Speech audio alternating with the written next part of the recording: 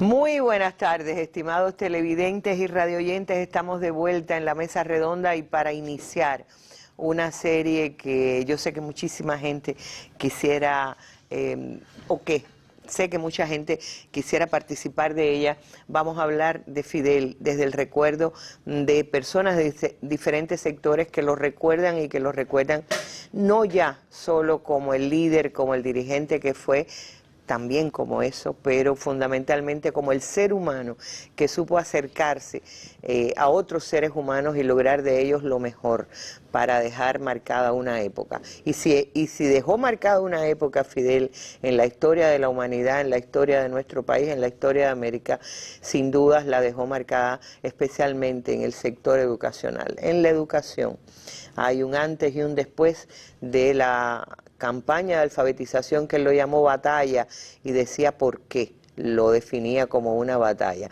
De eso vamos a hablar hoy. Tengo la suerte de que me acompañen 4 mujeres educadoras que conocieron personalmente a Fidel, que trabajaron con él algunas de sus ideas tremendas para transformar la educación en Cuba y con ello la sociedad cubana. Están conmigo la doctora en ciencias Margarita Macpherson Sayú, metodóloga nacional de la Escuela Ramal del MINET, doctora en Ciencias Pedagógicas, muchos años viceministra del Ministerio de Educación. Gracias, Margarita.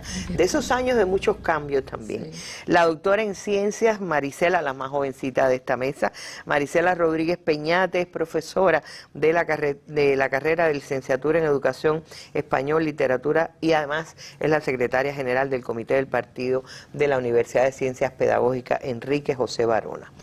La doctora en Ciencias María Teresa Ferrer Madrazo, profesora de la Facultad de Educación Infantil, doctora honoris causa de Ciencias Pedagógicas, ¿verdad? O de la Universidad de La Habana. Pues ahí, de la Universidad de Ciencias Pedagógicas, y por ahí la recuerdan como una inolvidable decana de la Escuela de Profesores Emergentes. Y una vieja conocida de la mesa fundadora, de las fundadoras de la mesa redonda, la doctora en ciencia Lesbia Gertrudis Cánova, doctora honoris causa también del Centro de Formación Doctoral de La Habana, está ahí actualmente, pero la historia de Lesbia Cánova es casi la historia de la educación en Cuba, con la revolución, por supuesto. Les doy la bienvenida, les invito a recordar, hagámonos la idea de que esta no es una mesa redonda, sino que es la sala de la casa de cualquiera de nosotras, o el patio, o la terraza, sencillamente. Vamos a recordar unas cosas importantísimas que hicieron trascendente la huella de Fidel en la educación en Cuba.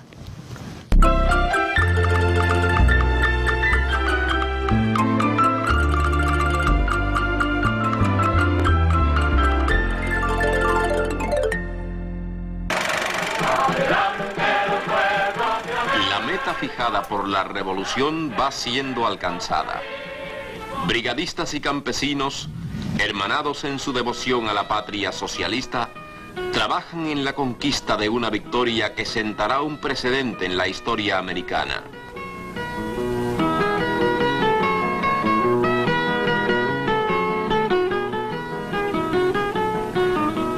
La emoción de la despedida después del deber cumplido.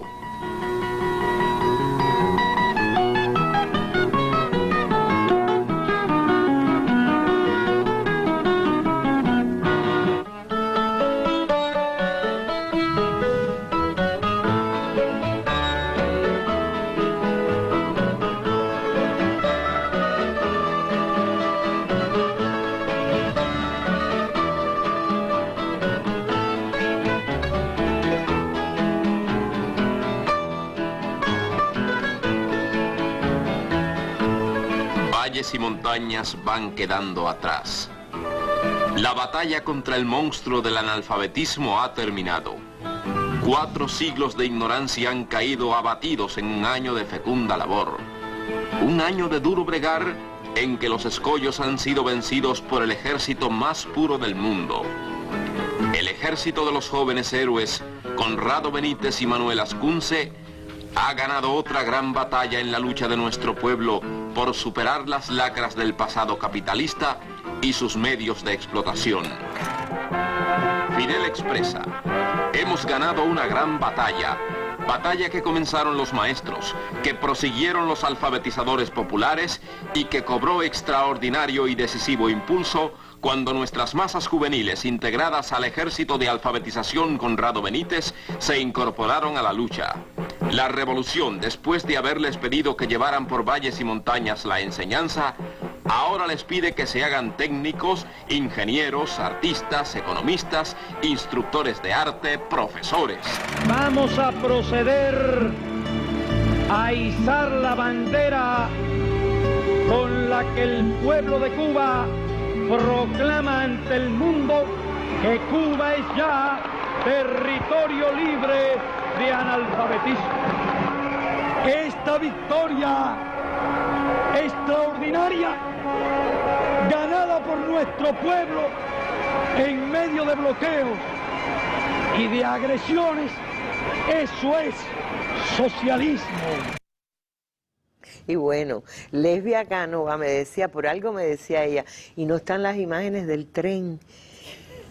Ustedes vinieron, estaba ahí usted en esa manifestación, en esa. Para mí tiene que haber sido el sumum de las emociones. Uno llora sin haber asistido a eso, sin haber hecho parte de eso, solo con ver las imágenes. Cuénteme un poquito, ¿todo empezó ahí o esta historia empezó antes? No, esa historia empezó sin dudas antes. Todos tenemos claro que en el programa del Moncada estaba clarito el papel que iba a desempeñar la educación y todo lo que se esperaba que se lograra con las 6 grandes direcciones que tenía el programa. Y por lo tanto, lo más... Mire, el 2 de febrero del 59, en Guayabal de Nagua, se reunió Fidel con más de 800 maestras, sobre todo el magisterio. ¿Dónde queda eso? En Bartolomé Mazó, en Granma. En la Sierra Maestra. Sí. Bueno, las estribaciones. Sí, exactamente. Y allí llegaron maestras de Bayamo, de otro municipio más, y dieron la disposición para dar clases. Eso es lo que se conoce como los maestros voluntarios. No, todavía. No, por eso estaba diciendo, el 2 de febrero del 59, a 2 meses él estaba allá. A un mes de por la eso un mes, ¿verdad? Exactamente. Estaba ahí. Y no lo traje, pero el poema que ahí Raúl Ferrer leyó de lo que es la sierra, y Fidel no solo en esa ocasión, sino que en varias ocasiones insistía en que el campesinado cubano, desde que él estaba en la sierra, le pedían que sus hijos pudieran estudiar, que tuvieran escuelas.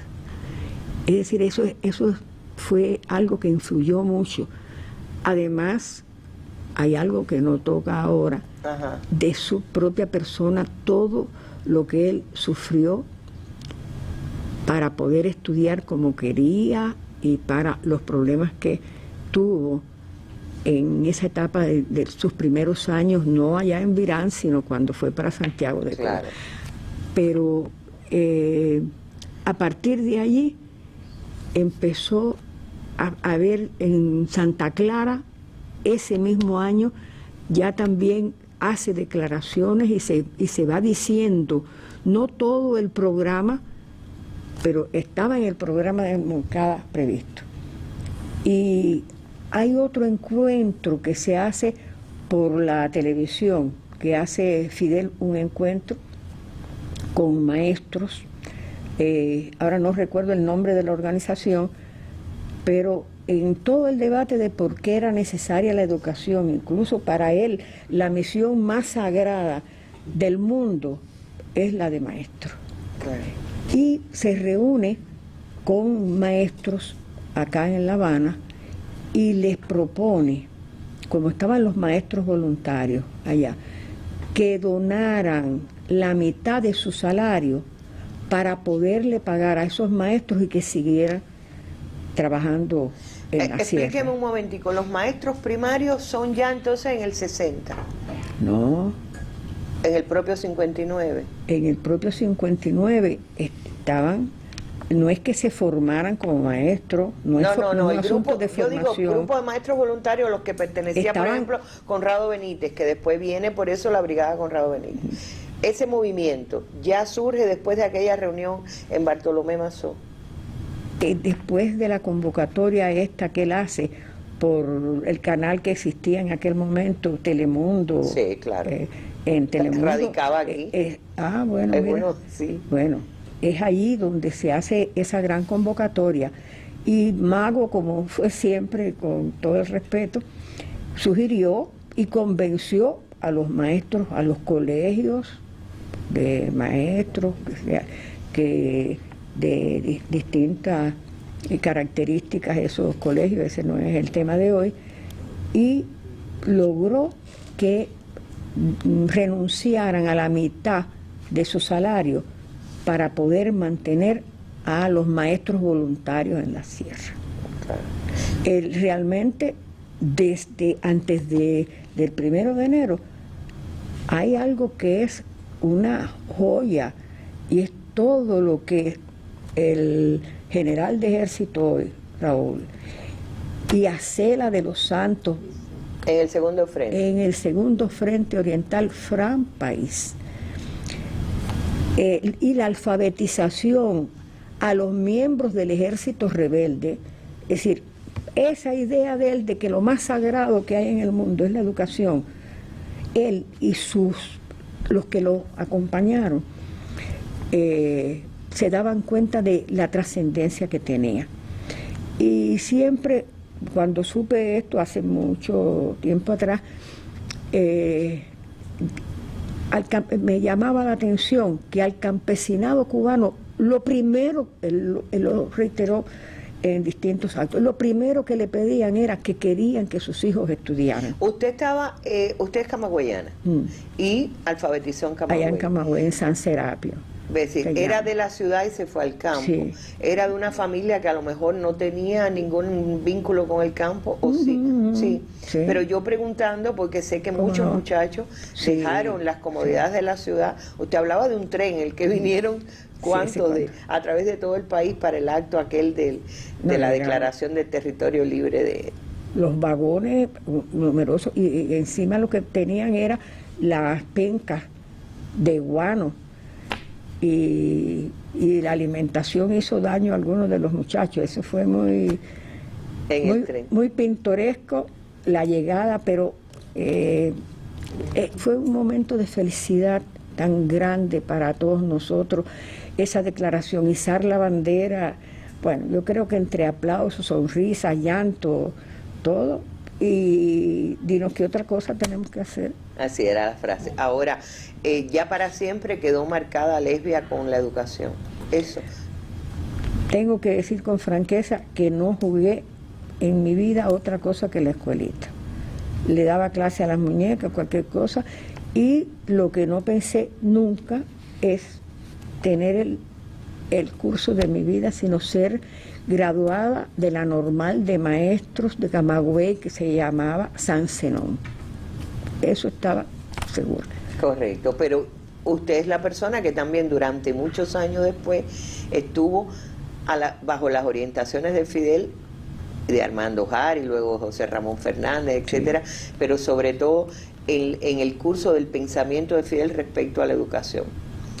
¿Alguna anécdota significativa de esos tiempos, de esos muchos momentos a lo largo de estos años que Lesbia Cánova estuvo en lo que era el concepto?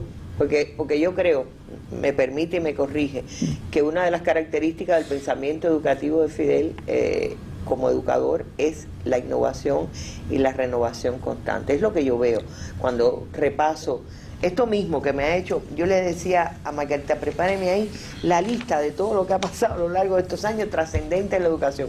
Y hay por lo menos casi 20 momentos en que se transforma la educación de manera muy significativa en Cuba con la impronta de Fidel. Yo creo que es muy importante marcar que el pensamiento educativo de Fidel es una síntesis, es una integración del pensamiento educativo en Cuba. No Martí también de los que Martí aprendió.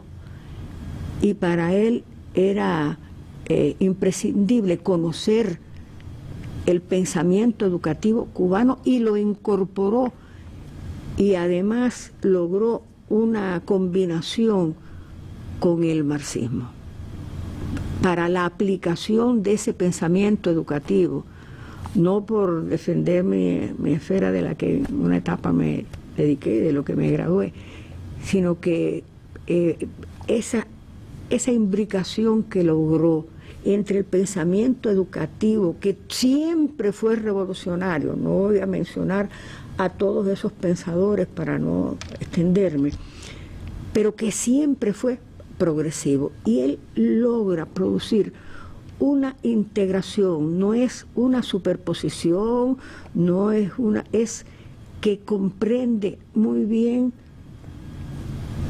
cómo en estas nuevas condiciones de la revolución era necesario también el pensamiento marxista-leninista. Brevemente, porque tenemos otra, y se incorporan al diálogo, también ustedes pueden participar de esta conversación, pero no solo usted está en ese momento inicial, en ese momento fundador, que es la Declaración de Territorio Libre de Analfabetismo, es Macarenca, ¿no? Macarenco, porque realmente Macarenco es el nombre, ¿no?, de aquel grupo de mujeres que hicieron revolución en la educación.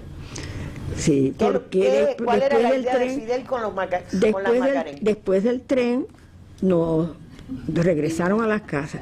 Pero miren, yo traigo este papel porque me encanta andar con papeles y eso. Pero este discurso que no se puede, el pueblo cubano proclama ante el mundo que Cuba es territorio de analfabetismo. Libre de analfabetismo. Cuando se hizo todo. Aquí es impresionante la manera en que Fidel tenía la concepción de cómo distribuir a esa juventud. Mire, yo le voy a decir una cosa. Fidel, en ese momento, yo estoy segura que prácticamente Fidel nos convirtió en héroes. Yo sentía humildemente, no con una magnitud, sí, que Fidel nos hizo héroes ahí, adolescentes la mayoría, con las características del adolescente y con la importancia que tiene eso, enardecido, y aquello conversó en la Plaza de la Revolución y todos le contestábamos, y empezó a Era un diálogo.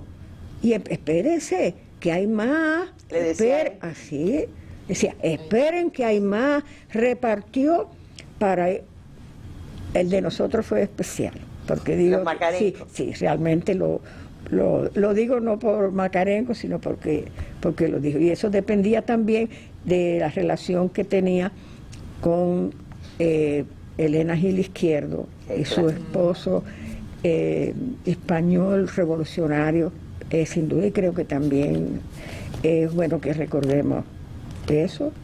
Pero una breve pregunta, ¿por qué eran mujeres nada más las Macarenco? Porque estaba conducido por el Plan de Superación para la Mujer, que lo dirigía Fidel, sin duda, Vilma, la Federación de Mujeres Cubanas, porque incluso las campesinas que fueron ubicadas allí en el Hotel Nacional, eran convocadas por la Federación, que sacó a miles de la prostitución. Y primero corticostura, y se iban con la máquina para la casa, para su casa. Entonces Fidel estuvo muy pegado a las Macarencas. Las Macarencas, de las cuales hemos puesto aquí un documental, en la que ahí se queja, algunas se quejan, ¿por qué no se habla de nosotras? Bueno, la verdad que fue un movimiento muy revolucionario, y ahí uno de los esposos dice, y nosotros fuimos los que le dimos, digamos, los primeros, la raíz de la ley, como es, del Código de la Familia, porque dice, empezamos a cocinar y todo en la casa, pensé que ustedes hacían más guardia con guardia. Pero bueno, de eso hablaremos en otro momento, se me va con Lesbia todo el tiempo. Y yo quiero justamente recordar un momentico de las Macarenco. Yo quería mencionar cómo Macarenco ha dado a la pedagogía cubana eminentes compañeras también muy consagradas. Tenemos el caso de la compañera Lesbia Cánovas, presidenta de la Asociación de Pedagogos de Cuba. Hemos tenido a Zoila Benítez, que ha ocupado distintas responsabilidades hasta ser directora provincial y hoy es doctora graduada del Instituto también Pedagógico Latinoamericano y Caribeño. Y no he estado en un lugar de algún ministerio que no tiene que ser educación, donde yo no me haya encontrado una Macarenco que haya sido ejemplo de trabajo en cualquier rama, porque ha mantenido esa formación a través del tiempo. Tengo la suerte ahora que Leonela está trabajando con nosotros, porque ella es tan sencilla, que es lo que hay que aprender, que es capaz de bajar a trabajar para después poder desarrollar a otros niveles más altos el trabajo tan grande que él ha hecho con respecto a la alfabetización en el mundo entero. El asunto de nuestra clase de hoy es lectura y análisis de una novela. Si hoy tenemos un método, Yo Sí Puedo, para enseñar a leer y alfabetizar al mundo entero, se debe a una Macarenco. Y eso no se dice. Se habla de Yo Sí Puedo, pero no se dice la génesis, de dónde surge y parte el trabajo serio y riguroso que ha existido en la formación del maestro Macarenco. Yo llegué a admirarlas porque con el poco tiempo que ellas tenían, ellas trabajaban, ellas estudiaban, tenían una serie de cosas que resolver y lo lograron. Por eso y por muchas cosas más, las futuras generaciones necesitan conocerlas y a través de estas imágenes queden en ustedes para siempre. Con todo el amor y la fe que nos anima, queremos que se nos unan a este gran homenaje y les lleguen, estén donde estén, a las eternas Macarencas.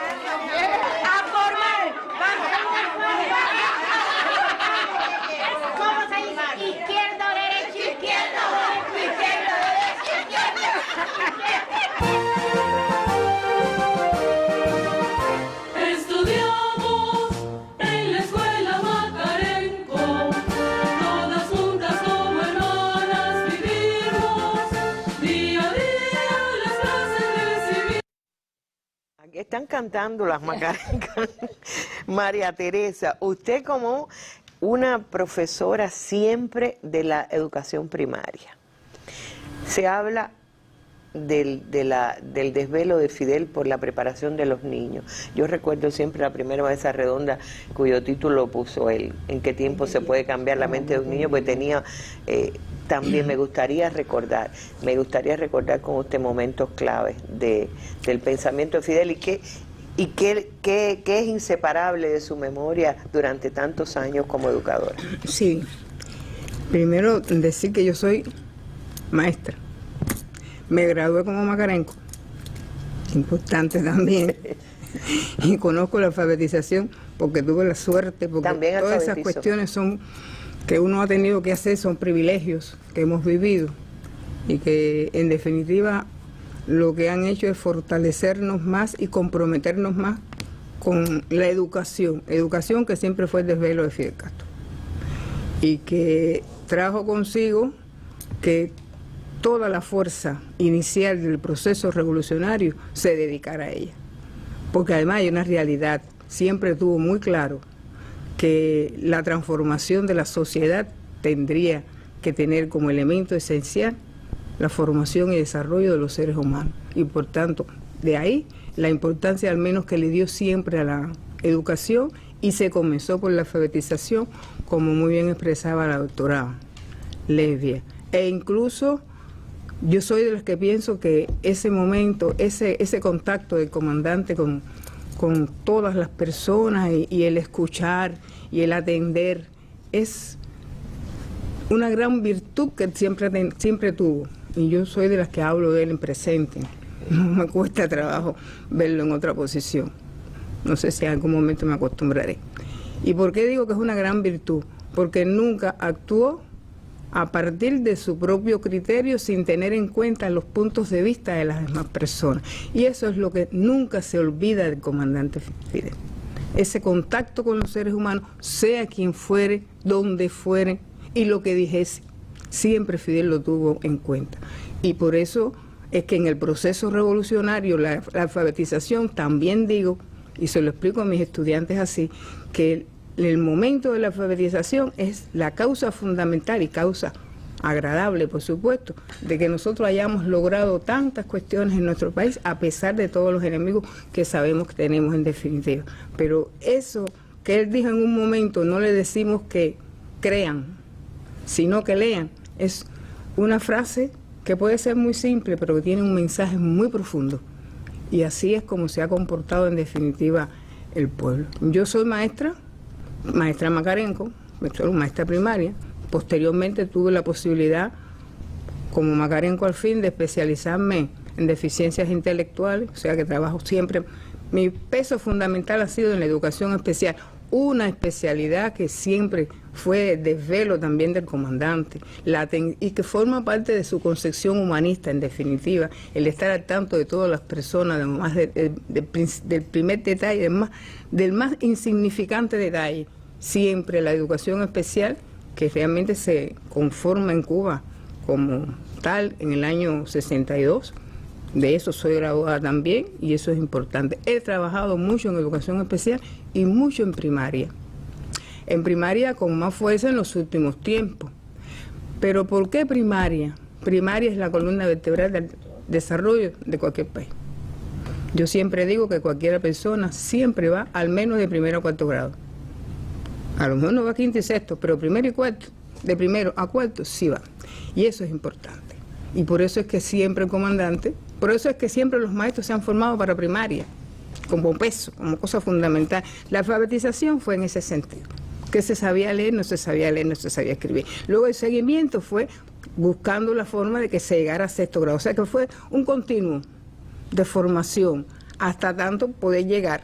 Igual que conforme siempre se habla de la formación emergente, nunca se ha olvidado la formación regular. Porque siempre se ha pensado que ese maestro tiene que ser un licenciado con una formación, con una preparación y con un conocimiento que le permita poder entender y proyectarse hacia adelante. Porque va a tener en sus manos lo más importante, a esa niñez, a ese ser humano que en definitiva... A esa arcilla, ¿no? Como decía arcilla fundamental de la Junta. Ese ser humano que en definitiva recibe de ese maestro todo. Todos los niños defienden su maestro primario. Cualquier cosa que le diga cualquier padre... Creo que son los nombres que no se olvidan. Nunca se olvidan. Y cuando son muy buenos, se olvidan menos. Y por eso es que he estado muy vinculada a primaria, amén de que con más frecuencia he trabajado en la educación especial y hoy en la facultad, bueno, atiendo o trabajo directamente en la educación especial, pero yo soy de las profesoras que me muevo en cualquiera de los departamentos de la facultad. Ahora, me gusta. Usted decía que Fidel siempre escuchó, que aunque tuviera la idea, no la impuso, sino que escuchó a quienes debían desarrollarla.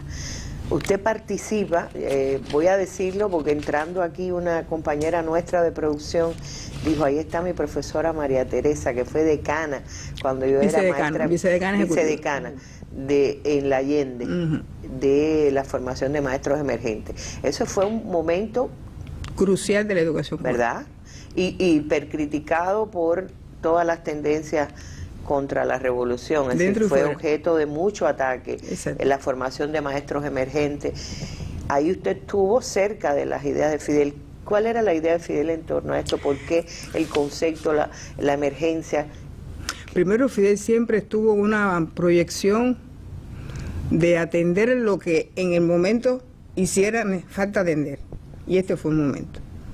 Y sin hacer historia, curso año 2000, 1 de septiembre, inicio del curso, reunión con todos los directivos de educación en el Palacio de la Convención, y allí había también citado, por supuesto. Yo soy de las que pienso que ya tenía la idea de lo que iba a hacer, de lo que iba a proponer, pero sí recogió allí una serie de informaciones, pero las informaciones las recogió a partir de preguntas que fue haciendo, y las preguntas estaban en relación a la situación que tenía la capital, periodo especial, parecía que no, pero sí era periodo especial prácticamente al final, vamos a decirle que al final, y se le plantearon una serie de situaciones existentes. Es verdad que había muchos problemas con los maestros, fundamentalmente educación primaria. No era la única provincia de la capital, pero era la que más tenía, como siempre.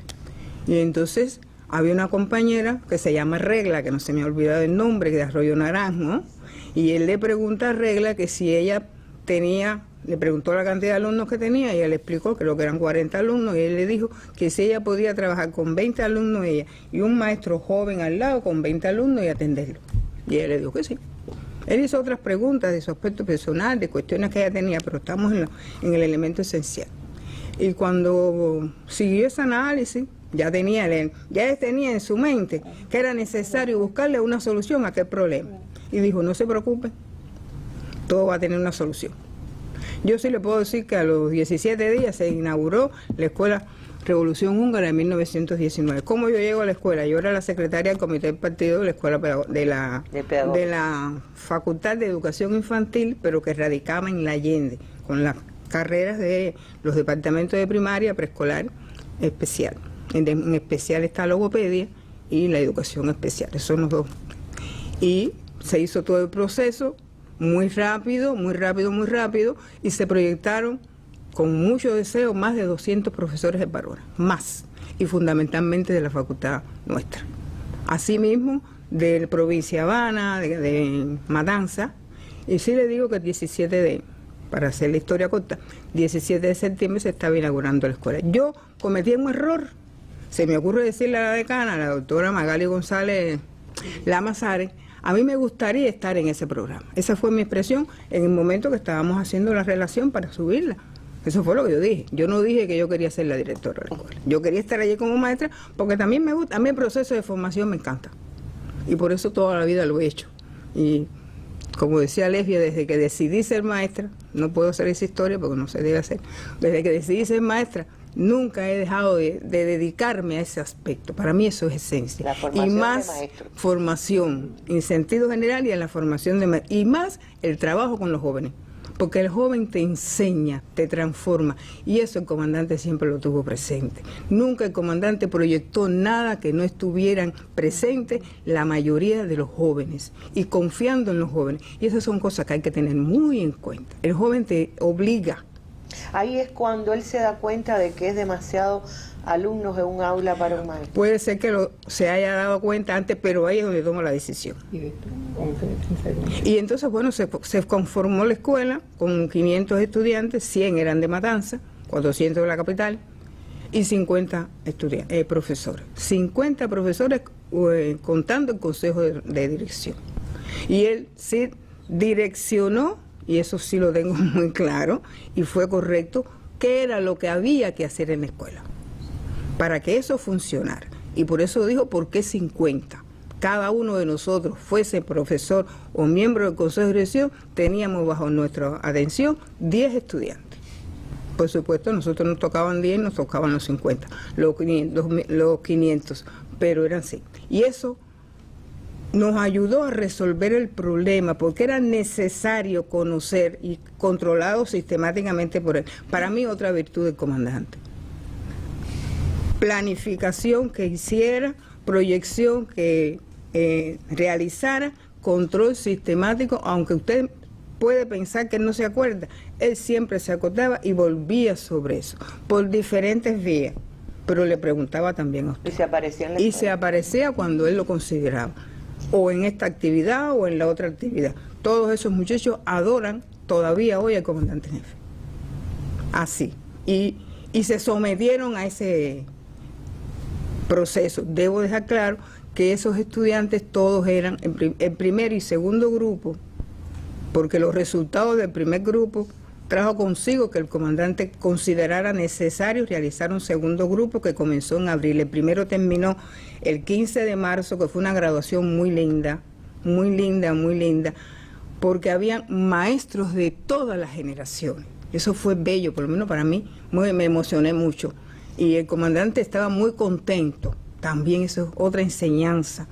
Los maestros sí necesitan esos reconocimientos, que no es un problema económico, eso es importante, pero el saber que todo el mundo, que ellos son importantes, y más es maestro primario, ese educador de círculo infantil que a veces tampoco se acuerdan de él, eso, necesitan ese reconocimiento. Y eso fue también bello, pero terminamos 15 de marzo, día muy importante para nosotros. O sea que siempre tratamos de tener esas fechas en la mano para no errar. Y otro elemento muy importante de ese proceso, para cerrar, es que los estudiantes estuvieron en todas las movilizaciones que se dieron en la capital de los cubanos. Claro. Constantemente a la juventud hay que tenerla en ese traje. Movilizada. Ellos no faltaban a nada. Y muy orgulloso porque cuando se proyectó en el Carlos Mar la película Lubumba, ellos dicen que estaban cuidándole la espalda al comandante. Eso, así con tanta tranquilidad lo planteé. Es un momento muy importante, pero es dejar claro, pienso yo, la significación que tienen primero los jóvenes, el criterio de las personas y el valor que le dio siempre a la educación como en aspecto esencial para la transformación de la sociedad y por tanto a partir de los seres humanos. Y cómo veía a los maestros. Gracias por estos recuerdos, María Teresa. Ahora, ¿sí? Sí. Él indicó, por la vía de los jóvenes que lo acompañaban, hacer una investigación de todas las escuelas primarias de La Habana. Y ese era el método de él. No era él tuvo toda la información porque correspondió al Instituto Central de Ciencias Pedagógicas hacer ese levantamiento de todas las escuelas de la capital. Y le tocó a ellos también. Bueno, pero así pensaba Fidel de los maestros. El maestro está obligado ante todo a plantearse ante sí altos requerimientos morales, ya que no se puede exigir a los demás lo que él mismo no practica. Solo puede educar el que es ejemplo. Por ello, la importancia social que el partido y el Estado le confieren al trabajo del educador. Hay que continuar superándose también científicamente. Hay que aspirar a que nuestros maestros y profesores estén preparados para realizar investigaciones pedagógicas, preparados para experimentar, para plantearse la solución de los problemas de la escuela por la vía de la ciencia pedagógica. Ustedes forman parte de la nueva generación de educadores cubanos. Son los depositarios de las mejores tradiciones del magisterio cubano. Conocer esas tradiciones es un deber histórico y trabajar por estar a la altura de ellas un compromiso moral. Hay que saber aprender de los profesores que llevan años laborando. Hay que tomar de ellos lo mejor, el resumen de las mejores experiencias. Pero hay que pensar con carácter creador. Hay que tener desarrollado el espíritu autocrítico sobre su propio trabajo. La calidad de la enseñanza y la educación siempre será el resultado del esfuerzo común de la escuela, la familia y la comunidad, y estará dada en nuestra capacidad por formar los rasgos de la personalidad comunista de las nuevas generaciones. Bueno, ahí yo creo que hay un resumen de todo el concepto, pero yo decía, Margarita, usted que ha estado en los últimos 30 años posiblemente en el Ministerio de Educación y ha vivido todos estos procesos, más todos hemos estado más.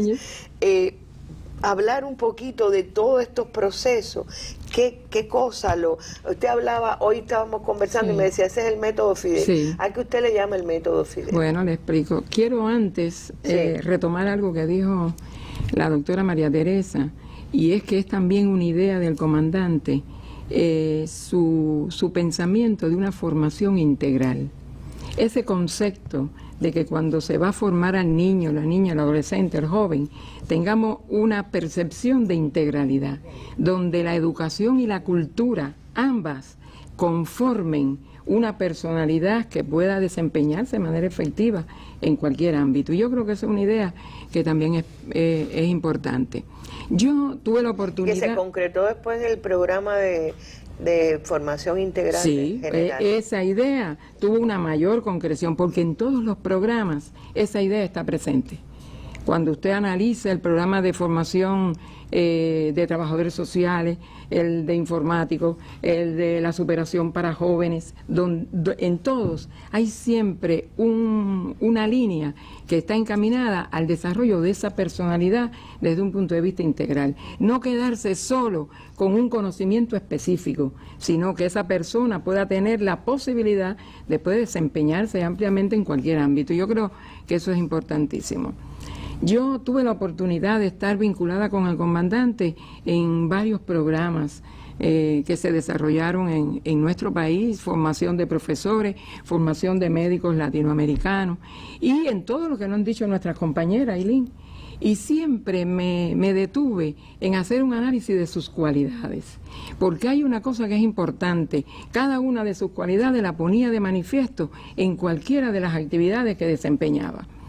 Y en esa valoración yo resumí seis pasos, 6 aspectos que le llamé a sí mismo. Es el método que sigue el comandante para cualquier programa, para cualquier tarea, para cualquier actividad que haya que desarrollar.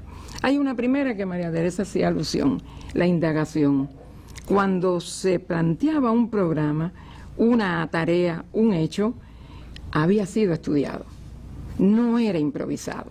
Por tanto, esa indagación es importantísima. Así ocurrió con el programa de formación de profesores generales integrales. La transformación de la secundaria comenzó así, porque lo primero que se hizo fue pedir al ministerio libros de textos, programas de estudio, cómo era la asistencia de los estudiantes, cuántos profesores tenía, cómo se comportaba un estudiante en un grupo, cómo eran las escuelas. O sea que hay un proceso de esto buscar... que decía Lesbia, de que se hizo un levantamiento de las escuelas de la capital. De la capital, pero para hacer este programa también se tuvo ese precedente, particularmente de secundaria básica, y eso lo hace tener un diagnóstico claro de lo que quiere.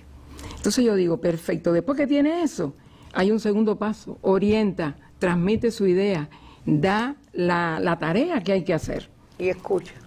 Pero viene otro paso, que es eso que yo te estoy diciendo que haga, lo someto y lo valoro con todos. Y entonces lo que yo le llamo, involucra a todos los participantes en que tome parte de su idea, que la alimente, que la complemente, que la perfeccione, que la precise. O sea que es al final una tarea y una idea que salió de él, pero se compone entonces de todo el que tiene que ver con ese programa. Pero no queda ahí. Después que ya yo tengo esta idea, entonces viene lo que yo le llamé el intercambio con los protagonistas, con los beneficiarios. Aquí hay una anécdota, por ejemplo, en la Escuela José Martí. Él fue en 2 o 3 ocasiones a la Escuela José Martí. La de La Habana Vieja. La de La Habana Vieja, donde estaban los profesores generales integrales con los estudiantes. Y una de las cosas que salió como resultado de esas visitas era la atención que había que darle a las familias de La Habana Vieja. Entonces de ahí deriva un plan, porque por la conversación con los alumnos, por la conversación con los padres de esos alumnos, por la propia explicación de los profesores generales integrales alrededor del proceso educativo que se llevaba a cabo. Entonces yo creo que eso es importante, es como él entonces comparte. Y una, que ya hablaba ella también, que es importantísima, el seguimiento.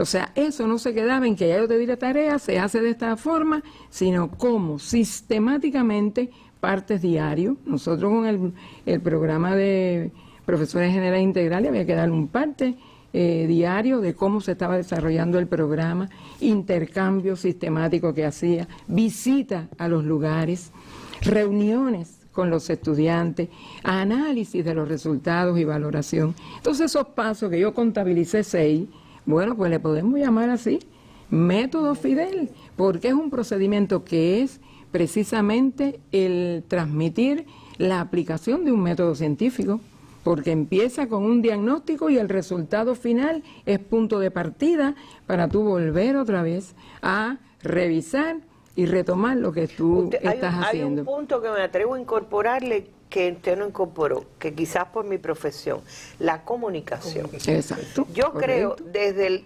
decía Mirta Muñiz, cuando empieza algo como la alfabetización, que empezó en un año que este país estaba lleno de bandidos y que había una guerra permanente sobre Cuba, y tenía himno, tenía uniforme, tenía bandera, y tenía un proyecto de comunicación. Yo creo que nosotros hemos perdido en ese campo.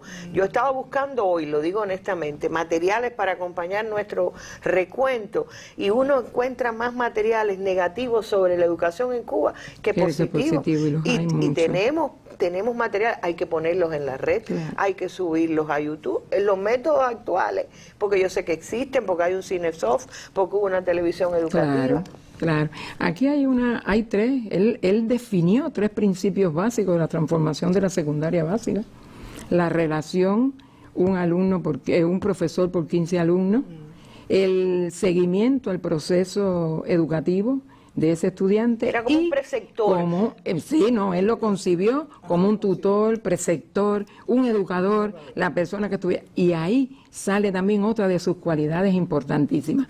Todo lo que él planificaba, o en esfera de la educación, que coincido con las compañeras, que fue la educación era un punto importante y priorizado para el comandante. Pero ¿sabes qué? Que este programa, sobre todo de formación del profesor general integral, además de esta idea de la formación integral, eran sus vivencias. Él concretó en este programa lo que vivió en su etapa estudiantil, cómo recibió todo el proceso. Y por último, te quiero decir ahora que hay otro programa que para mí también fue muy importante haberlo compartido con él, donde siguió esta misma metodología y estos mismos pasos, que fue la de formación de médicos latinoamericanos, que aquí el Ministerio de Educación tuvo la dirección en su primer año de este plan, porque se desarrollaba el premédico con un componente de nivelación, un componente ya de preparación para que el estudiante entendiera la carrera que iba a asumir. Pero la anécdota que quiero hacer es que este programa se inició para desarrollarlo en escuela, fue un programa grande, empezó en el 2005 hasta el 2012. Nosotros tuvimos alrededor de 35.000 ingresos en este programa, de no solo ya latinoamericanos, porque después se sumaron pakistaníes, chinos. Pero este programa se pensó en escuelas, incluso para darle utilidad a esta escuela de nuevo tipo, a partir del 2005, en varios puntos: Pinar del Río en Sandino, Isla de la Juventud, Cienfuegos, en Matanzas, Hawái. Y dicen que el obstáculo es que no había escuela. Empieza a crecer la matrícula y tenemos entonces problemas rápidos para poder enfrentar a todos los estudiantes que están llegando. Y surge la idea maravillosa del comandante de que formáramos a esos estudiantes en casas de familia. Entonces, este programa que surgió para que estuviera en escuela se expande al concepto de casas de familia. Y una experiencia lindísima en Cienfuegos y en Holguín, donde los médicos latinoamericanos vivían en las casas y estudiaban entonces en las facultades. O sea que yo creo que es importante, y precisamente este proyecto del programa de formación de médicos es también exponente de su humanismo, de su solidaridad. No, y de algo que usted me decía hoy, que se escapaba, es decir, Fidel no pensaba solo, es decir, cuando pensaba a lo grande. A lo grande. Para todas las provincias, no solo en beneficio de la capital, pero para el mundo. Y a mí me ha hecho recordar algo que contaba Lesbia, que no lo contó en la mesa, pero no lo puedo olvidar, cuando los problemas de aula en la alfabetización, dijo, bueno, debajo de una mata se da la clase. No podía haber obstáculo para enseñar, cuando lo más importante es el ser humano. Brevemente, porque quiero introducir a Marisela con este material sobre los valientes. Un maestro por cada 15 alumnos fue la solicitud de Fidel hace 2 años. En respuesta, cientos de jóvenes educadores poblaron las aulas y hoy continúan regalando vitalidad al proyecto educacional cubano. Mi experiencia como profesor general integral ha sido muy rica en conocimiento, porque he tenido la oportunidad de compartir con estudiantes de prácticamente mi edad y tener la gran misión de educarlos, de instruirlos, de poderlos enseñar, de transmitirles mis conocimientos y de qué lograr de que ellos en un futuro sean hombres de bien como quiere la Revolución Cubana. Bueno, a mí no me pueden dejar hablar porque entonces no dejo hablar a los panelistas. Marisela, Los Valientes, eso fue otro proyecto que estremeció a la sociedad cubana. Bueno, aquí se hablaba al inicio de la mesa que pensar en Fidel es la síntesis de la educación cubana, pero también es el anunciador del futuro. Yo creo que este es un programa de futuro. Este es un programa que como aquí se ha dicho, hablaba Margarita reflexionando sobre el método Fidel, que fue a la raíz, que tuvo en cuenta al ser humano por encima de todo, que fue fruto también del análisis detallado y minucioso, que puso a prueba también, porque no había una idea de Fidel que no fuera puesta a prueba con experimentación y estar convencido de lo que él ya estaba convencido, pero que aún así, con esa humildad también, ponía a prueba. Y este fue un programa que inició así, o sea, como continuidad de lo que se había hecho en primaria, pero él estaba realmente convencido de que las problemáticas sociales tenían una raíz en la adolescencia y que ese adolescente había que hacer un programa que fuera realmente atendido a ese adolescente de manera integral, con un preceptor, con un amigo, con un consejero, con un maestro que fuera realmente una influencia única en su educación, que por supuesto con la intervención de los medios, él pudiera dedicarse a lo educativo. Y realmente esta fue la esencia del programa. Fidel, yo creo que aquí hoy puede hablar mucha gente de este programa. De eso hace 20 años o más. 20 años. Sí. Y entonces eras una niña. 28 Quiero años. Imaginarte con esa tarea sobre los hombres. Bueno, imagínense, y frente a Fidel. Fui seleccionada, ese es un ejemplo de la confianza de Fidel en los jóvenes, porque yo dirigía un grupo de 24 tutores, todos ellos con un nivel profesional elevado. Realmente me tocó una responsabilidad alta, dirigir a un grupo de profesores que tenían una experiencia vasta realmente en la educación. O sea, muchos hoy vienen a mi mente que han estado incluso en esta mesa, el mismo César Labañino en la parte tecnológica, Carlos Rojas, Nancy Chacón, o sea, muchos maestros realmente con un prestigio tremendo en la educación. Y bueno, fue un requisito importante también, o sea, cómo para formar uno tiene que estar formado, y eso fue un requisito, o sea, la calidad del docente formador de maestros para él también tenía un papel o sea, troncal en la formación de un profesor. Y él, yo recuerdo muchos consejos, o sea, eran ideas que tenían ideas de corte político e ideológica, pero con un basamento pedagógico y humanista tremendo. Por ejemplo, él nos decía que le enseñáramos a los valientes el método socrático, porque todo lo que él había aprendido en su vida había sido preguntando. Que le enseñáramos mucha psicología.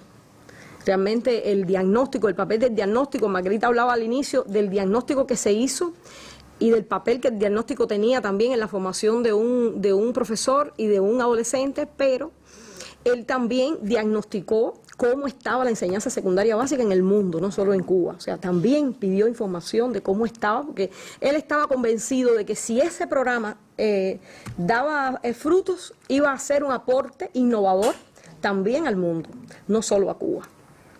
Y también pedía que se prepararan desde una ética, con el uso de la tecnología y de todo lo que aporta la tecnología, multiplicando por 10 los conocimientos. Yo creo que también fue, él incluso hay anécdotas en que le decía a los estudiantes que estudiaran el diccionario, porque había sido como decía Margarita, eran vivencias personales también, que ese había sido un sueño siempre de estudiarse el diccionario, porque él tenía la convicción de que los significados de las palabras se aprendían por aproximaciones intuitivas y no fruto de la meditación profunda.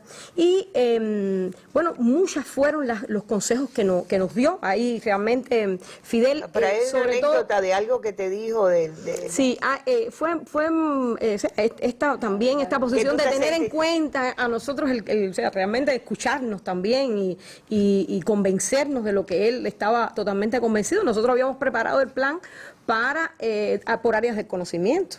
Y el 1 de agosto del 2001 empezaba el programa. Ese día estuvimos en la graduación de Melena y pidió irse para el Consejo de Estado con nosotros después. Y ahí nos decía, incluso usaba un vaso como ejemplo de cómo dar integralmente el conocimiento, porque las relaciones interdisciplinarias eran para él muy importantes. Y ahí nos decía, pues vamos a empezar por lo más difícil, un solo profesor. Y yo, sorprendida, realmente lo miro y le digo, comandante, un solo maestro, nosotros hemos preparado el plan para 2 y para prepararlos en 7º grado. Y me dice, ¿qué tú piensas? ¿Que vamos a estar 3 años experimentando?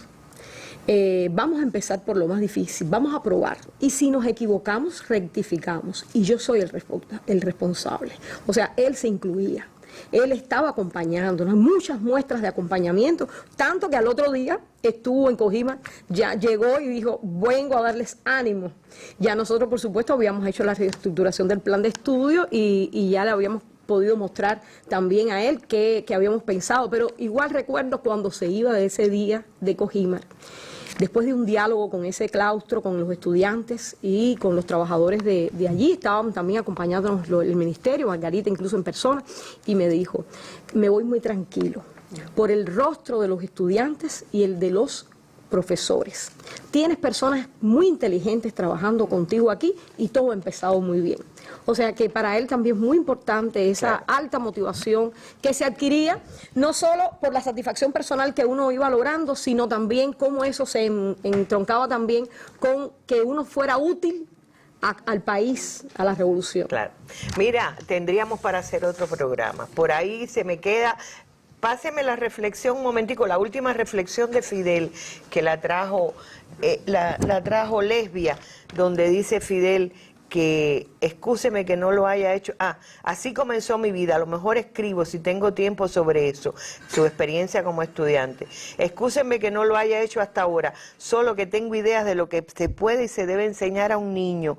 Considero que la falta de educación es el mayor daño que se le puede hacer.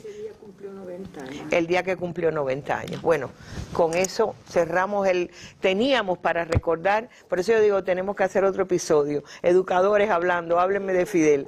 Gracias por la oportunidad y si me da tiempo, las imágenes del día, que es Fidel en Vietnam. Señores, luego del golpe de Estado en Chile, Fidel, saliendo de una cumbre de no alineados, se fue hasta Vietnam y llegó hasta el paralelo 17, prácticamente zona liberada, a ondear la bandera del Frente de Liberación de Vietnam, algo que no había hecho ningún jefe de Estado en el momento en que sufría Vietnam la agresión del imperialismo. Con estas imágenes terminamos nuestro espacio de hoy, un estreno hablando de Fidel.